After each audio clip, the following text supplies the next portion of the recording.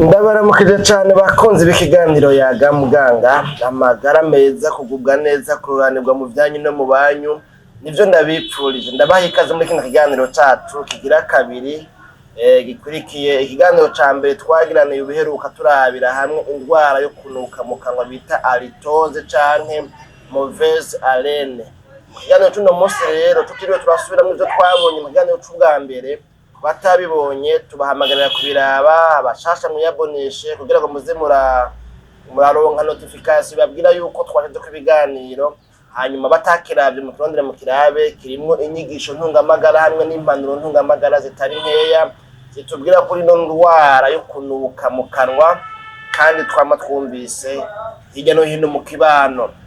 Uyu munsi rero nkuko twabibasezeraniye twagomba turabire hamwe mbega nibihe bintu umuntu yokora mu ntumbero yo gukemura kino kibazo, mu ntumbero yo kurandura n'imizi iyi ndwara yo kunuka mu kanwa. Ikintu ca mbere mu bintu umuntu yokora twarabonye yuko iyi ndwara igitigiri nyamwinshi bayigwara kubera yuko ari isuku rike ryo mu kanwa. Rero ikintu ca mbere umuntu yokora ni isuku mu buryo novuga ngo muri serieuse, ni ugushimika ku kijanye n'isuku ryo mu kanwa.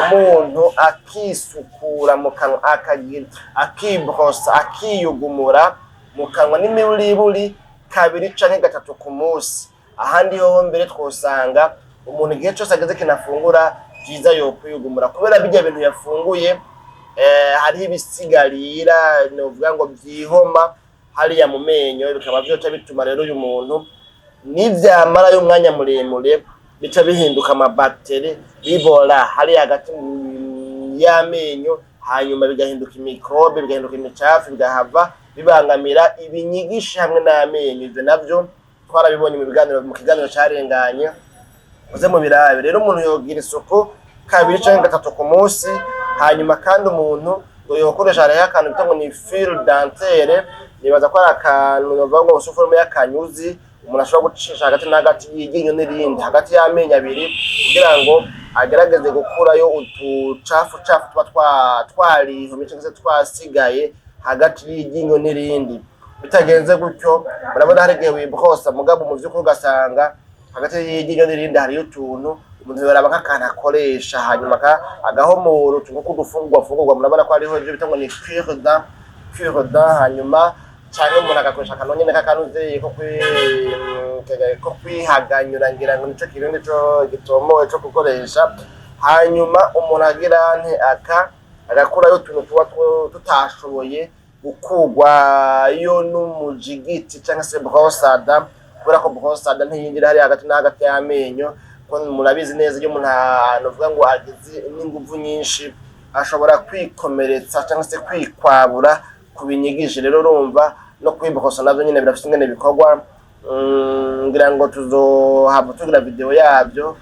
Nuko burya novuga ngo umuntu akeka akora ibintu novuga mu buryo novuga ngo buri minimum service minimum ugasanga rero nta demonstration nakibivanye nuko ibi biganiro mu kurindira ko ibintu bizohinduka imyanya ikaboneka umuntu akabikora neza ko avyipfuza tuba turabikorera nyine ngaha ku kazi. Ariko mugabo no kwibrosa burya brosada ntutwara ahariho hose, ntupfa kunyukura ujana canke hariya.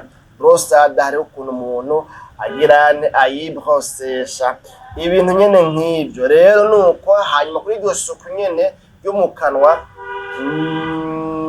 duca tugaruka kuri rwa rurimi twabonye yuko mu nkingi zarwo munsi yarwo no hejuru ku rurimi hariho ibintu vyihomako. Ivyo bikaba vyotuma habaho ako kanuko mu kanwa.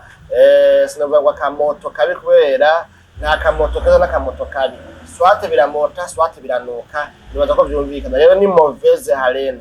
Rero ururimi nabwo nyine umuntu akwiye kurubrosa yitonze neza ukaraba ko atatuntu na tumwe tuba dusigaye ku rurimi twihometseko kugira ngo ivyo bintu mu nyuma ntibibe bihava bice bihindura ngo bihinduke bibe ama microbe ubucafu bikwege akamoto akanuko tume mu kanwa hanuka. Ica kabiri n'abatebeye nuko umuntu ashobora kuba yogira consultation ku muganga avura cyangwa se yanonosoye amenyo, ivyamenyo cyangwa se indwara z'amenyo, kubera yuko hari igihe umuganga aza gusanga hakenewe ico bita ngo ni détartrage, gukora kw'amatartre, bijya bintu vyahomye ku menyo, kuko bijya bisigarira umuntu vy'ivyo yariye haize igihe kirekire biratinda bikaguma nk'aho umengo ni iryinyo, ugasanga umengo nakagufa nyene, umengo kurya nyene gufa rimeze, kurya nyene iryinyo rimeze, ugasanga navyo biragize naho ugira gutane n'urutoke ntibivako, ugasanga bisaba yuko babihomora bakoresheje ivyuma vyabigenewe kwa muganga kugira ngo bakureho ayo matartre, bijya bintu vyahomye ku menyo, hanyuma bigaca bihinduka nk'aho umengo ni nk'iryinyo nyene, bikamera nk'ibuye nk'igufa, ibintu nyene nk'ivyo. Rero ngo naho nyene ni vyiza ko umuntu agira consultation, akagenda ku muganga yanonosoye indwara z'amenyo, hanyuma bakaraba ko hari hivyo ari nkenerwa ko buhumora ku menyo kugira ngo iryinyo hasigare iryinyo nyene.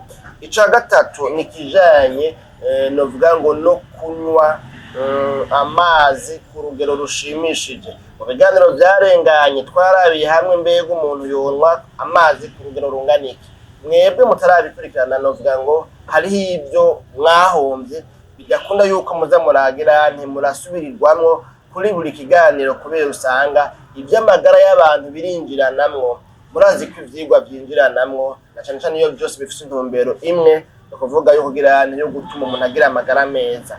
Rero umuntu akwiye kunywa amazi ku rugero rukwiye, ntabeho yiyima amazi, kuko amazi arafasha cane mu kongereza amate, aratuma twatu glande salivere duhingura amate neza, ko twabonye yuko mu kanwa iyo humaganye, iyo humye hari sécheresse bicale, bica bituma umuntu habaho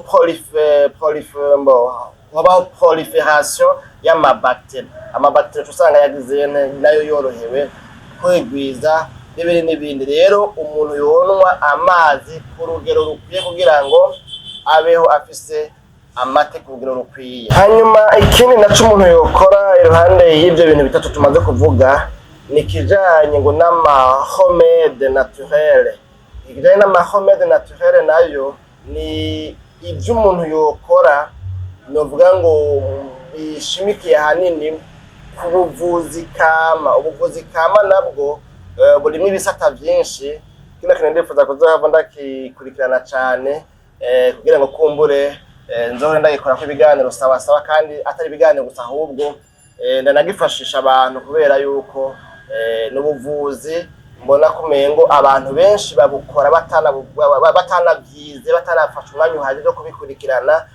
Nibuka yuko hari umuntu asanzwe afise ivuriro ry'ivyo nyene vy'ubuvuzi kama, igihe cose aronse umugwayi, kandi wewe yashizeko amatangazo yerekana yuko ngo avura nyene agahasha indwara zose, mugabe igihe cose agize umugwayi agacaza akambaza, kubera ko data wanje yabonye yuko kumbure ngira ngo noba ngerageza, hanyuma agacaza akambaza umuti uvura iyo ndwara, hanyuma umuti agaca butwara, nimba ari binini agaca bivungura kabisya, agaca afata kagafu akatavanga na ya miti y'ikirundi, agaca biheza wa muntu, cyangwa se nimba ashira mu miti yo kunywa y'amazi y'ikirundi, agaca biheza wa murwayi wiwe.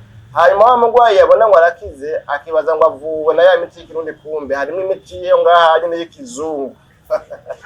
Yanyoye umuti w'ikirundi mugabo uvanze n'umuti w'ikizungu. Rero ndifuza kuzabona vyiga, yereka nitwaba tukiteba ko cane, mugabo bagomba kwerekana yuko ngo umuntu ahekenya ico bita persile, canke umuntu agahekenya cyangwa se agafungura gingembre, komba gingembre ni tangawizi, ngo umuntu akoze ivyo canke ngo akagira novuga ngo kuko umuntu novuga ngo abundikira vinaigre de cidre iridiriwe rimwe amazi. Ivyo bintu rero ngo ubikoze birashobora gufasha cane mu kugwanya akamoto kabi. Ndafise nizera ko nzokiraba neza ndakigarukeko, ndafise ikiganiro kuri ibi nyene nateguye gifasha kurwanya akanuko n'akamoto kabi mu ntunge, mauvaise haleine, binuka biranuka, bimota biramota. Hoho mugabo nashimikiye cyane ku byo umuntu yofungura mu kugwanya iyi mauvaise haleine. Nzokiraba aho kiri, ibuka yuko nagize no kuvuga ngo narondeye amanote yacu ndayegeranya ico abanutritioniste bavuga abanonosoye b'imfungurwa bavuga iki kubijanye n'ingene umuntu yogwanya novuga ngo kano kanuko ko mu kanwa indwara yo kunuka mu kanwa umuntu akoresheje ibyo afungura. Tuzobirabira hamwe ibyo umuntu yofungura n'ico bifasha n'ico byongereza. Ndabibona amagrande ligne agize nyakiganiro nzokiraba amanote yacu ndakibashikirize kubera hari ibyo usanga nyene mfise amanote yacu ntarabibashikiriza bivanye n'uburyo nifuza kuzogishikirizamwo bivanye nakando kazi ka misi yose n'imyanya niki usanga nyene bicoroshe. Hanyuma ico cari ikintu ca kane c'ivyo umuntu yofungura za persile za tangawizi hamwe no kubundikira mu kanwa vinaigre de cidre ivanze irimwo amazi ridiriwe. Hanyuma ikintu ca gatano naco ni c'abafise ama proteze mu kanwa y'amenyo nabo nyene boyagirira isuku cane kugira ngo ntagire ibindi bintu binyegezamwo bihomamwo bishobora gutuma umuntu anuka mu kanwa. Igihe cose rero umuntu yoba yagize isuku yagize ibi byose mugabo ngo ntibihere yocagenda ku muganga w'amenyo yanonose ingwara z'amenyo hanyuma akamuganirira akamukurikirana akamufasha. Bakunzi b'ikiganiro Yaga Muganga ndabikebanuye ikiganiro cyacu nakigarukiye naho utaha.